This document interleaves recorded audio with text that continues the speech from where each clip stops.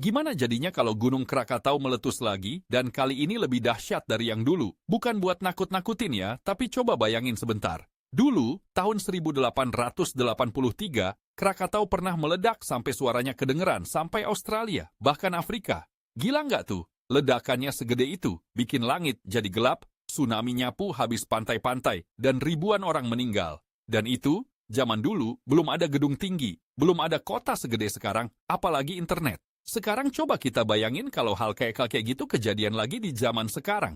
Tahun 2025 misalnya, di mana Jakarta rame banget, Lampung dan Banten udah jadi kota-kota besar. Kalau Krakatau meletus gede-gedean lagi, dampaknya bakal lebih parah. Bukan cuma tsunami, tapi sinyal internet bisa mati, pesawat dilarang terbang, bahkan logistik makanan bisa terganggu. Dan itu baru permulaan. Karena letusan gunung gede bisa bikin debu vulkanik naik tinggi banget ke atmosfer. Debunya bisa nyebar ke seluruh dunia lewat angin.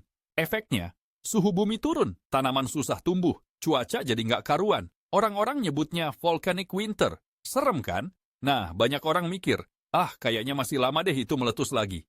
Tapi kenyataannya, Krakatau itu masih aktif sampai sekarang. Bahkan udah beberapa kali erupsi kecil. Namanya sekarang anak Krakatau, karena dia tumbuh dari bekas kaldera letusan sebelumnya. Dan yang namanya gunung aktif, ya bisa aja sewaktu-waktu meletus besar lagi. Nggak ada yang bisa prediksi pasti.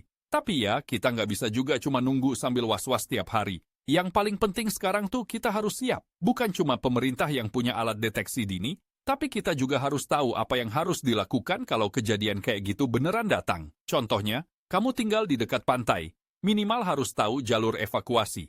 Kalau ada sirin tsunami, kamu harus langsung gerak, jangan nunggu. Terus, penting juga buat ikut simulasi bencana kalau ada di sekolah atau di tempat kerja.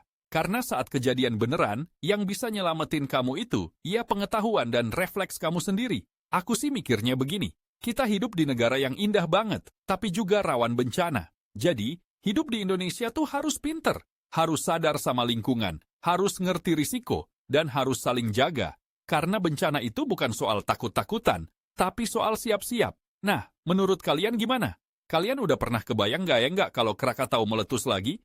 Atau malah ada yang tinggal nggak jauh dari sana? Coba cerita di kolom komentar ya, aku pengen tahu juga pendapat kalian. Dan kalau video ini menurut kalian bermanfaat, jangan lupa like, komen, dan subscribe ya. Biar makin banyak orang yang tahu dan lebih siap kalau suatu saat bencana beneran datang. Oke? Sampai ketemu lagi di video selanjutnya. Stay safe!